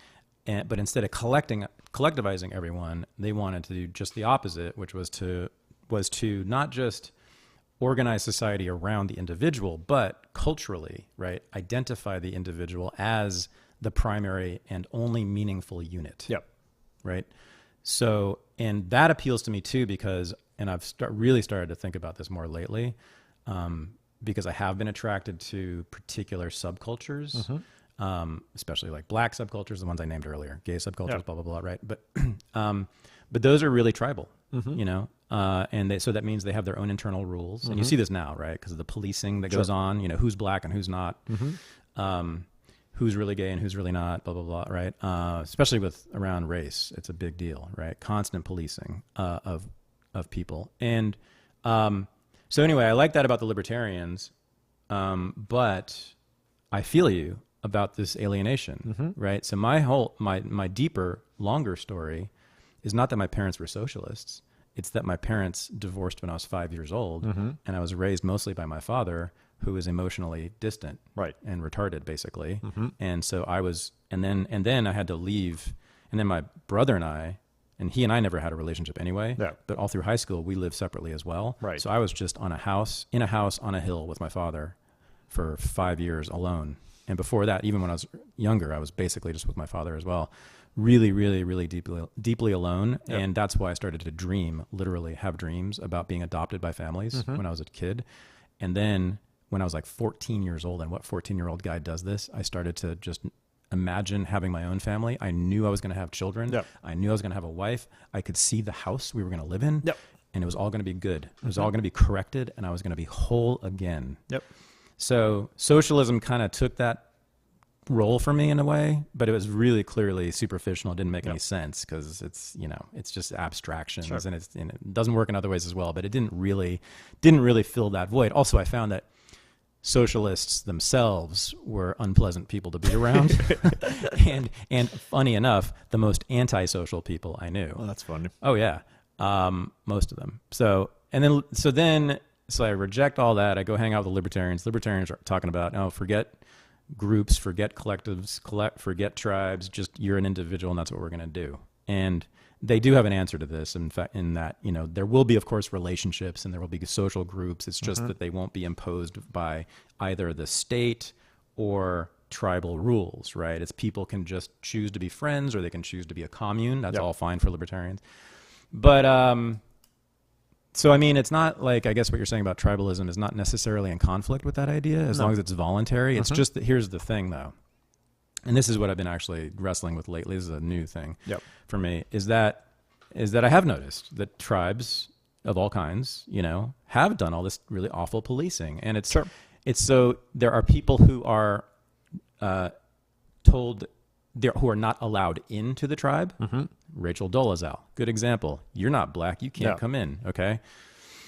There's even people who are, you know, phenotypically black, right? Who are black according to American standards, who are cast out. You know, a lot of people, right? A lot of black people are told they're not really black because they think the wrong things or they do the wrong things or whatever, right? And then there's also so there's a wall which keeps people out, and there's also a wall that keeps people in. Yeah, absolutely. Right? So the kids, we know this, you know, this is not just right-wingers saying this. This really happens, you know, like in especially sort of working class, poor black neighborhoods in those schools, kids, it's very common for kids to make fun of or even beat up kids who do well in school because that's acting white. That's being white. That's what it's, you know, you're trying to be white. And they get punished for it, right? So it's keeping them in. So it becomes a prison as well. It's a terrible border, even though, you know, it's just cultural. Right. But it really changes people's lives for the, and I don't see anything positive there. Now, then again, I also see all sorts of mutual associations going on, right, that are positive, like camping for 2 weeks. Like my Muay Thai gym, right? You know, which was an amazing club. Basically, that was the best thing about it. Is like we were just all together and we sort of identified. And also, it's beautiful because we was all limited just to that one activity, right? So that's all we cared about. Right. So and your politics, your religion, your color, your whatever, we didn't care. It was awesome. So I get that, but like in terms of organizing society, well, it becomes really tricky, right? So yeah, it is one thing that I like about, and again, we're generalizing because of course, American Indian cultures, there's a bunch and they're not all the same and their way they do things is different from one another. But at least in some of them, there is this thing where why the tribe, of course, is a big deal. There's also a lot of power to the individual in the sense that in the tribe of 200 people of nomadic hunting and gathering buffalo hunters, the chief doesn't get to tell you what to do for too long, because if you don't want to listen, you take down your teepee, you get out. If you don't like not even just the chief or the consensus of the community, if you don't fit in it, you say, screw you guys, I go next door, let's see if I hit it off with them. You know, where there's always that option where the individual can pack up and go. And they do on a fairly regular basis. There's the thing of like, okay, I'm going to go with my other relatives in the camp over there because you guys are pissing me off. Or if you have a division of where 51% of people want one thing and 49 want another, it's not this majority rule where 51% get to impose their will on the other 49. If they talk things out until either you find a compromise, which then, okay, good, or you don't, in which case you say, adios, guys, we're clearly two different tribes now. We want things that are too different. Good luck with your stuff. We're going our own way.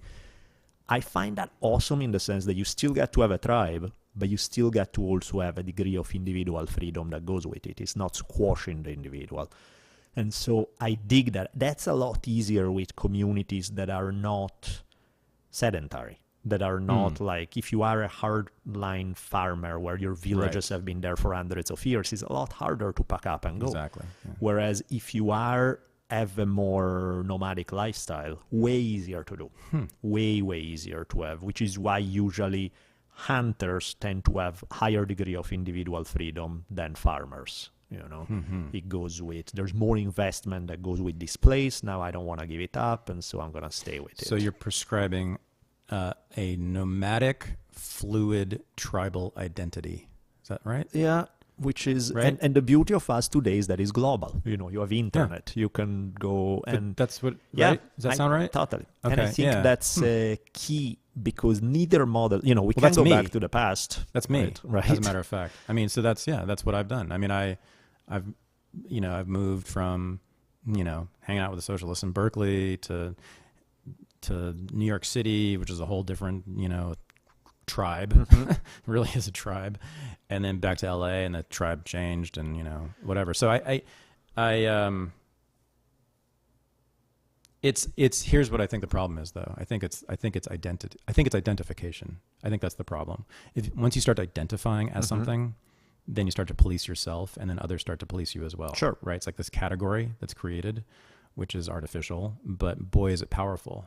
Because then, once this is kind of like, it's like with martial arts. Like it's hard to say, like, I don't say I'm a boxer. Right. For a lot of reasons. I mean, one is that I don't, obviously compete or whatever, but like I could, because I box a lot and I care about it. And it's a big part of my life. I could say I'm a boxer, but it's also that it's like, well, actually, no, this is what happens, right? If I say that, it's like, oh, really? Do you follow the rules of being what a boxer is? Course. Which is, you compete, you spar more than blah, blah, blah. You are this good or that good, at it, right? And I get tossed out, or I get brought in, right? And so and once you're like, I'm saying I'm black, same thing, or saying I'm Italian is same thing, or saying I'm gay is, and then that's exactly when the policing starts. That's why I completely reject identity. Oh, right on. It's like, to me, identity is a jail. To me, it's not something that helps you. Identity other than individual identity, you mean? Yeah, exactly. Totally. You as an individual, but it's like none of those things, like political opinions, tasting, I do this martial, none of those things are you. They are parts of you. They are parts of you, and as parts of you, they're important. But that doesn't mean that I have to follow your goddamn dogma because of what it's supposed to be from that nation or from that political ideology or that philosophical orientation, because that squashes the individual, and I don't like that. Right. When I say that I'm white, I'm just saying that's what other people call me. Yeah. It's, I'm like consciously, deliberately identifying as white. No, of course. But it really is anything, though. That's the thing. We sort of valorize these particular identities. We say that, oh, being black's really cool. That's awesome. So anybody who identifies as black is, virtuous, and that's a good thing to do. No, it is like all identities. Terrible idea. Some are quote unquote nicer than others. Doesn't matter. They are all prisons. It's like first class prison or crappy prison. It's still a trap in the sense that it limits who you can be as an individual. It traps you in a way that I don't like at all. So that's why I don't even like this discussion. Like, to me, discussing politics in terms of labels, those are more people then will end up embodying a certain dogma, but that's not who you as an individual are if you think about it, because the odds that you're going to find every single answer that you agree with in one ideology are pretty much none. Yep. If you do it, it's because you're an asshole who's trying to prevent yourself from looking at other possibilities because you embrace this identity and this is what it means to be whatever. Yeah, you're just lazy or something. Exactly. Yeah, or mean. Use it as a weapon. I got this big ideology. I'm just going to throw it at you, hit you with it. And I think people are scared. And it's hard to be a human being. It's hard to sit down and figure out where you stand about everything. It takes too much work. It's so much easier to just buy a nice prepackaged ideology that people can give you. They give you a sense of identity, membership in a group. We are with you. We got your back. We have all the answer. Any question that comes up, we can. And that's why people like ideologies, identity, and to an extension, the next step up is a totalitarian system. That's why you like something that takes care of you from A to Z in every possible way. That's why I hate them all. There was a friend, I remember reading this thing by a friend of mine that I loved. He wrote this poem, I guess, it's in Italian, so like the translation would be something like he started with, Americans are fucked up people, Italians are fucked up people, Laotians are fucked up people, Kenyans are, and he goes through a list of like 200 countries, right, of just fucked up people, fucked up people, fucked up people. Toward the end, he says, luckily, there are many wonderful human beings who don't belong to any fucked up people, and that's, to me, is like, I love that, because it's like this, the average anything is made up of, there's so much mediocrity, but the exceptions to the rules, the rules are always tricky because they are based on these rigid identities. The exceptions are where real human beings live, where there's an actual individual that I can be interested and fascinated for all their idiosyncrasies and their weirdness, and I may not agree on every single thing, but I don't have to, that's where there's a person. Otherwise, you're just a robot who's was downloaded this ideological program and replicating this identity, and there's no real you. You are a slave to dogma, you know. So I'm thinking about James Weddell, who was your friend and your mother's friend, I think, and he died recently. And I'm thinking, from what I know about his story, he was very much an individual, even though he also identified as an Indian. Exactly. Right? And as part of a tribe. Which tribe was it? Yankton. Yeah. So, I mean, but his story is very much an individual story. Is that right? Yeah, absolutely. You see it that way? So tell us about James Weddell, and why did you, I mean, you and your mother are both very, very passionate about him and his story. And yeah, Jim was awesome. I like him a lot. He grew up on the Yankton Reservation, which was super poor, 90% unemployment. Where's that? Eastern portion of South Dakota. It's better now, but when he was growing up, it was really shitty. And lots of violence, lots of poverty, lots of all the... And on top of it, to make it worse, it was one of those reservations where a lot of the land had been taken by non-Indians, so there are non-Indians living next door to Indians in a state that was heavily racist. So lots of racial conflict as well. Well, Jim had this thing where he would not just... He would, if he sees something going down the street, sometimes he would make it his problem. So in a contest where there's a lot of violence, that means you're going to have your work cut out for you, because there are a lot of conflicts you're going to walk in. Like, for example, his first trouble with the law was when he was 14 years old. He heard some screaming. He goes to look into this house, take a peek, and he sees this adult white rancher was trying to rape an Indian girl. So he hops through the window, grab a stick, whack the guy on the head, grab the girl, off they run. But now it's the word of two Indian teenagers versus the word of an adult white guy. So police will say, well, for his irrationally violent behavior, we'll send him to a psychiatric institution for a few months. Next year, he gets out. They come knock on his door, say that his father was a big alcoholic, got typical thing that would happen in the white-owned bars in the area. They will let you come in, you have money, you run out of money, you got kicked out by security, and because you're Indian, you can kind of get away with, okay, let's beat him up and let's have some fun with it. So Weddell and his brothers arrive, they see that that's what's going on, they proceed to get into a fight with the people from the bar, they destroy the bar, beat these guys up. Police arrive, you're now 15 years old, second offense, off you go to juvenile in the Black Hills. He gets there, he's like, I've done nothing I'm ashamed of. I don't need to be punished for this. So, adios, guys. Off I go. So he escaped from juvenile. You know, he built this serious criminal record, despite the fact that none of his activities to me are criminal. You know? Are you sure of that? I mean, because I really don't know. I mean, I've just sort of read like his Wikipedia page, and I've heard you talk about him a little bit, but I wasn't convinced, just from what I know, that he wasn't actually a bad guy. You know, that he wasn't, that a lot of this violence maybe wasn't justified or wasn't sort of just righteous resistance. I think he's a guy who's, especially in that context, it doesn't take long to pull the trigger. And I don't mean pull the trigger like shooting somebody. I mean like to jump into it, where the dialogue goes from conversation to violence rather quickly. But that to me is like, to me, the violence, if you're robbing an old lady, yeah, you're a criminal. If you are going to beat up some guy because you don't like the way he dress, yeah, you're a punk. If you are, because it's always a situation of conflict that you step in, that's different. That I don't have a problem with. That's not the same thing. I may handle it a different way, but I don't really have a moral issue with it, So that's where, and then, it goes on and on and on. There are so many things that happen in his life. But, yeah, I liked him. He was always like, I always got along with him. I always... How did he die? He died in a car accident, which to me, everybody who knows him was really sad and terrible and this, because I think he wasn't even 60. He was like late 50s or something. But I was like, you know what? I don't see it as a bad thing, because he was having a hard time. Like, he did 18 years in prison. 18 years in prison will fuck you up. What was the charge? Manslaughter, which is normally you get like... So who did he kill? 2 to 10 years. They gave him 80. Who did he kill? He didn't even kill the guy. He was in a fight where some other guy killed the guy. Well, the court. He was, he was kind of like, what happened is the pathologist went from one blow, kill this guy, to I can't rule out that some other people didn't contribute. So rather than having to look for one guy who did it, it was anybody and this was a giant fight between Indians and whites in the middle of the street. Okay, so it was a racial fight. Yeah. Yeah, okay. And you are an Indian guy accusing of having killed a white guy in South Dakota. Yeah, good luck with that.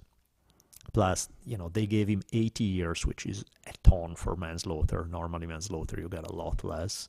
So how do you think of that? I mean, you think of that as resistance against racism? I think of it as, I don't even make it ideological. I see it as, you have a tradition. I mean, this was a long-standing thing. You have family of white guys that regularly get into conflict with local natives. They fight each other. The one time. This particular conflict. It has been going on forever. And these are the same guy who before drove an Indian car off the road, killing some dude, and then you have this long-standing thing, and no surprise that shit goes down. So He was sort of political, right? I mean, how did you become aware of him? There's some human rights organization in Italy who contacted my mom because they say, "Oh, you live there, you're a journalist, maybe you can help out with." It wasn't even about his case; it was about he wasn't getting medical care in prison. They were taking him from one prison to another. The van he was in had an accident, so his neck was pretty jacked up. He wasn't getting medical care, so they were asking, "Hey, can you look into it and see? Can you help him out, get him medical care at least?" And so she did. She started looking into it, then met with him, and she was like, "No, this is actually a good guy. I want to help him beside the medical care. Just his case is crap." And she did. She spent basically 10 years at it. After 10 years, he went in front of a new judge who looked at the evidence that said, "Yeah, this conviction is ridiculous. The original trial was a joke. You can't hold him for it." And so eventually he walked out. She put 10 years into it, which was pretty intense. Yeah, I've learned to be skeptical about these things. Yeah. I know nothing about Weddell except from what you've told me. It's just that I know that in other cases, similar cases, like say with the Black Panthers, that some of them actually were murderers. Sure. I mean, Sure. And I also think that the Black Panthers did a lot of good things, and I think they're a model in certain ways. But there were some people in that organization who were straight up bad, violent murderers, of course, rapists. That's to me is different. But then they still are considered to be heroes and martyrs. To me, no. There's a lines that to me is like you kill somebody in a fight because it's a complicated context in the sense where it's not like you go out and kill some random dude because you're an asshole. Right. That's different. Rape. There is no self-defense rape. There is no. Right. To me, that's a different story. To me, then you're an asshole. Nothing else you can do in your life makes up for that. To me, that's over. You are a bad person. End of story. Right. Yeah. I mean, no, I'm not. I just don't know about what I believe you, but I don't know. And I'm just saying that I see it all the time, and it's bad because what it does is it makes most people, I think, skeptical of the whole thing. And I think that's like, for instance, like the Trump phenomenon. I think that's a big part of it. It's like there's these lines of bullshit that get fed about these people who are really bad. Like the classic example, and I don't know for sure. But Mumia Abu-Jamal, right? He's everybody's hero. He was actually the commencement speaker at my college, a few years ago at the college I went to. I don't know that he did it, but I bet you a lot of money he did. Right. And I'd bet you a lot of money that he did it deliberately, that he went out of his way to do it. He was a member of this radical Black Panther split off party in Philadelphia at the time that was explicitly anti-cop. Right. Calling for armed revolution. It's like that was their ideology. And by the way, let's talk about that because I'm not totally opposed to that either, but let's be honest about it. I think it was a hit on a cop, and that's who he was, though. It's not right. And my problem is that he gets painted as a victim. Yeah, I don't like that either. And so that actually does. Actually, the thing to me that I hate about it the most is that it actually does damage to an important ideology, which I'm not saying is necessarily a great idea, but the idea that black people in the 1970s, I think it was, in Philadelphia had reason to off some cops, right? Let's talk about that. They certainly did. I mean, that was arguably the most racist, most violent police force ever in this country. This is Frank Rizzo's infamous police force in Philly. They did all kinds of shit to black people, and including bombing a house, right, with Move in it, So it's like, no, let's not talk about them as victims. Yeah. Let's talk about why they might have those ideas about cops and why one of them or many of them might want to actually take action against cops. Oh yeah, right? totally. And totally. but instead he's just a victim. He's a Jesus figure. No, I don't like that at all. And I Like, see that. to me, I see that with like Leonard Peltier. I don't know Yeah. what he did. I really don't. But I wouldn't be surprised at all if he was totally guilty of what he was charged with. Yeah, But I mean, it's painted as a victim. It's always victims. Like the Peltier case that I know better than the Abu Jamal case. The Peltier case is, the trial was a joke because they did not have the evidence to convict him. However, that does not mean that he didn't shoot the guys, you know. And if he didn't, which is entirely possible that he didn't, it's possible that he did. If he didn't, it was somebody else from the American Indian movement who shot them. To me, the question was not who even shot them. To me, it's like these two, what were two FBI agents doing going into the middle of a civil war that was existing on Pine Ridge where people were getting shot at all the time on a completely false reason to be there in the first place, because that's the thing. They were looking for some dude they were trying to provoke an incident, you know. And then they got way more than they expected. You know, that's what happened. To me, it's like Peltier killed them, didn't kill them, is almost secondary. It's like it has nothing to do with the issue at hand. Let's talk about the politics. Right. That made this happen. Exactly. It's like the bigger story is the important one. That's exactly right. But I agree with you that when you turn it into this victim story of like poor blah, blah, blah, I don't like to think, I don't like it for myself ever to think of myself as a victim even when shit is bad. I don't like it to think, I don't think I'm doing anybody a favor by painting him as a victim. It's kind of like there's always a degree of agency involved. There's always a degree. So yes, bad shit gets done. Some people do bad things to other people. To me, I'm not doing you a favor by going, "Ooh, poor little victim." I'm gonna be sympathetic if there is reason to be sympathetic. But at the same time, I don't think, I don't dig this cult of victimhood that everybody has, where somehow, if you look back at the whole Native history, right? People have conquered each other forever. So the fact that the U.S. conquer some Indian nations is not obscene in and of itself. It's like, okay, that's what you as a tribe have done to another tribe, and that is the rule of the war. That is the way it has been forever, right? Big fish eat small fish. I get that, and I don't even see... My issue is when big fish try to come across as the good guy, where you have some kind of moral justification for it. It's like, let's be honest here. If you tell it for what it is, I want your land, fuck off, I'm stronger than you, I'm gonna take it. I may find it a little, we can wax philosophically about the morality of it all and that it would be nice to have a different approach, but I get it. Those are the rules of the game. But if you play that game, but try to come across as the clean white knight in shining armor, then you're an asshole because you're adding insult to injury. It's like, it's one thing if you're a straight up gangster and that's what you do. But if you try to come across as a good guy with God on your side, then I have a problem with you because then you're an asshole. Exactly. Yeah. So, and also sometimes the Indians win. Yeah, totally. So, you and I was just thinking about this. You and I kind of were Indians for a while there. I mean, you're getting thrown out of the academy. You don't have a job. You're, you don't have a wife anymore. You're raising a child. I'm feeling, of course, we're not conquered, but we were sort of cast out of civilization in a sense. But also we didn't want to be in civilization. That's why I think it is somewhat analogous. That's why to me I'm fascinated by stories of people who have, like I did a 4-part series in History on Fire about Crazy Horse. Yeah. And to me, that's an awesome story because here you have a tale of somebody who's fighting against clearly impossible odds. There's not going to be a good outcome. It's pretty clear that eventually you're going to lose. There's no coming out in one piece. And yet the alternative is to slowly give away everything that make your life worth living in the sense of, your culture, your tradition, your lifestyle, your everything. And so his way is like, yeah, the fight is hopeless in the end.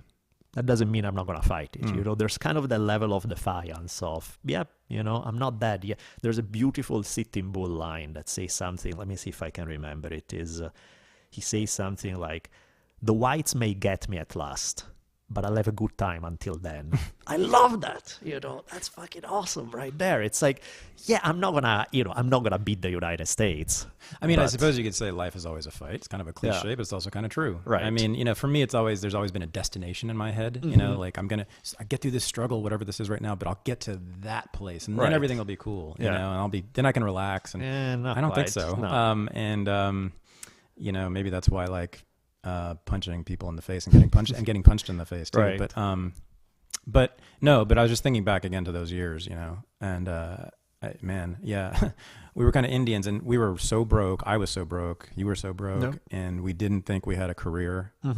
Both of us. Well, I mean, I still, like, in that sense, it's not that the door for me, what I thought would be my career, what I worked 10 years for, ended up being my career, still isn't. I do that part-time to kind of pay the basics, and then I kind of had to invent for myself something else that's entirely. What I'm saying. So the Indians sometimes win. Right. Is my point here. So I mean, I didn't know. I had nothing going on. I mean, I thought that book was going to change everything, and it did for like 2 years, and then all of a sudden, I have no money at all. And I got nothing going on because at that moment, it was still, if you didn't get reviewed in the New York Times, you weren't going to have a career as an independent author. If you didn't get on NPR, you were not going to be a public intellectual. Of course. But we, and you and I was so desperate at that time that I was doing things that were illegal to get by. Sure. And I know you don't want to name what we were doing, but then I found out and I was ashamed of it, because here I was. Here I was. As author, Simon and Schuster book, I'm like doing media appearances, and I am a professor. I was a professor at Occidental College, an adjunct, but I was on the faculty. That was my title. I was professor of history at Occidental College here, and I was doing illegal stuff to get by. And then I was very ashamed of it. And then I was talking to you about ashamed? it. Yeah. Well, but anyway, and then it turned out you were doing it too, and you were doing even more of it than I was. And it made me feel so much better. Yeah. I still wouldn't necessarily recommend it, although I got to say, we did have an advantage in being two white guys. But I think if I knew all along, if I were a different color, it would have been much harder. Of course. Yeah. I think to me is in an odd kind of way, I actually have an extremely strict moral code in the sense that there are my own principles. I'll never break them. I always get grossed out by the people who are all like, monogamy is great, the sanctity of marriage, and then of course are cheating on their wives. That to me, you're a piece of shit. You deserve to be shot. Yeah, it's the moralism, isn't it? Yeah, it's the moralism. Hate that crap. You and I are we're on that. I'm only gonna endorse ideas that I'm gonna live by. Yeah. I'm not gonna tell you stuff that I don't actually do. So to me, the principles I live by are few, but I take them very seriously. It's like if I give you my word about something, I'll never break it. Ever. There's no chance. It's like, I don't give it to you easily. I'm not going to give it to you unless I'm 110% sure of the fact that I'm going to do it. But if I do, it's done. It's over. I'm never going to try anybody who gives me their trust, anybody who's good to me, I'm never going to intentionally hurt them, ever. I'm never going to do something that I know will cause them pain just because it's convenient for me. Fuck that. You're an awful human being if you do that. Somebody should shoot you in the head. In the best possible world, and this is more of an attempt more than a strict rule, is I'm going to try to never hurt anybody, period, even if they deserve it. If I can get away with not hurting them, I will. So my thing is, I don't really want to cause pain to anybody as much as humanly possible. With the people who are actually good to me, then definitely that's a hard rule. With the people who are not good to me, I'll try. But outside of those rules, then to me anything else is fair game. So everyone right now is wondering what it was we were doing that was illegal. Well, and I'll just tell you, let me just clarify. I can give you an example. No, but let me just say. Yeah. So I bet what people are assuming is that we were dealing drugs. Let me tell you right now, here and now, that if Daniele and I were dealing drugs, we would be bragging about it. We would not keep that a secret. So what we were doing was illegal. I'm not going to say what it was, but it's much lower level kind of stuff, but it was certainly illegal. It could have put either one of us in jail. No, but I give you an example. So as a kid, because this is even further removed. I mean, this is removed anyway, but this is even further removed. As a teenager, I was dealing with that's how it was. You know, I have zero moral problems with it. I don't think that anything I was doing. Well, was I wrong, know you but have no moral problems with what we were doing. What I'm talking about. I don't have any moral problem with anything I've ever done 'cause in we didn't- terms of like any time I've broken a law has never been something that I felt ashamed with because So I was will tell doing you something bad. I will tell you that there are some people, in fact, libertarians, think that what we were doing was doing harm to others. In fact, they would think of it as violence, but I don't want to go down that road because we also can't talk about what we were doing. So anyway, so there we were, you know, my gosh, these two guys who were these, you know, academics who couldn't be academics, you know, we wanted to reach a broader audience, saw no way to do that because the media was mostly shut off to us, totally broke, breaking the law to get by. You are alone, your wife is dead, I'm in this relationship that is going over a cliff any minute, you know, you have a daughter, I have a son, it's desperate. And, you know, you and I fantasized about taking action against people who did us wrong. Because that's the thing, when everybody who's like started martial arts and gotten a little bit good, the first thing you think about is, ooh, I'm going to use this shit right now. I can you start looking for double-leg fights. you and throw you off the roof right And here now. I was, that's how bad it was for me. I was also a drunk alcoholic at the time, That drinking all the doesn't help. time. Yeah. So then I had just learned how to throw a punch a little bit. So I was, here I am, the professor, the author, you know, on Fox News last night. And I was like literally looking for fights in the streets of LA. I was waiting for someone to like cut me off, you know, when I was driving so I could get out of my car. How fucking stupid. Yeah. And I am really, really lucky. I didn't get a DUI. Sure. And I didn't get into a fight, which could have ended up in me, who knows? Yeah. Dead, It's or a someone bad else deal. dead, Totally. or, you It's a know, bad deal horribly anyway. injured, or just, but anyway.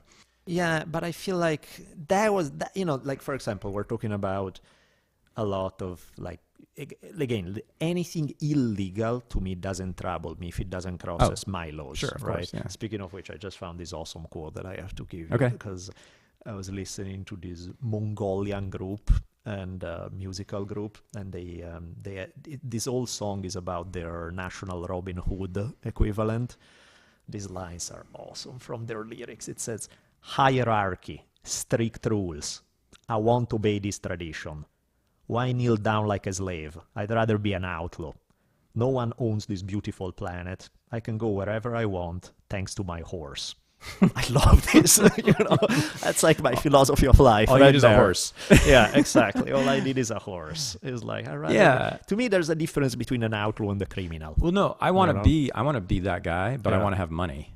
Yeah, that doesn't hurt. And that's so that's the other thing I don't like. I'm not so keen on with the Indians. And you know, your analogy of the camping trip. It's like, it's cool to be in this tight knit group where you know each other and you have this tremendous bond, but you're shitting in a hole in the woods, right? I like toilets. Anyway, that's a longer story we can have later. Yeah. But anyway, I mean Oh no, but what we were saying, So I guess, we to were me is Oh. I don't like the. That is stupid. Like there's moments where What you is know, stupid? like the revenge fantasy, all that kind of shit. That is demented because whereas as I said, I have zero problem with crossing legal boundaries. Well, you get nothing from it. Exactly. You gain It's nothing like, from it, yeah. It's purely, and ultimately you're an idiot for another reason too, and I'm saying to myself, I'm an idiot because the fact is that's giving them power. Exactly. You know what I mean? Exactly. That's giving them power. That's like, you know how you get the best revenge ever? By creating a beautiful life. That's how you get the best Guess revenge. what happened? You know, this thing came along called podcasting. Yeah. And I can't remember, but I remember having conversations with it. And you started, you know, then much more long before I did. And I was like, okay, good luck with that. Hope it works out. You know, I thought you'd make maybe a nickel or something. And for a while, you were just making a nickel. Sure. And you're not getting rich off it yet. Although, man, I've been trying to tell you, you can, because your thing is huge. Mm-hmm. And your thing is huge will be the quote for this particular Jesus. episode. I know. It's I'll make that the title. Okay, good. Your thing is huge. Yeah. My conversation with Daniele Bolelli. And yeah, it's our lives are really different now because we stuck with it. You know, we stayed Indians, but sometimes the Indians win. Yeah, I like that. And I want to say, you know, so I've known you for many years now, and we've had many, many, many conversations about all the topics we just talked about. Mm-hmm. But right now, I know you much better. I learned a lot. I learned a lot about you, and I'm serious. I learned a lot about those things that I didn't know about before. Beautiful. Yeah. That's the joy of having this conversation. No, really. Right? I mean that. So I'm so glad we did this. Thank you so much. This was the Unregistered Podcast, and I'm Thaddeus Russell. Our theme music was composed by Clint Partee, and our sound engineer is Gabriel Montgomery. Also, be sure to check out notes and links for each episode at thaddeusrussell.com/podcast. Thanks for listening.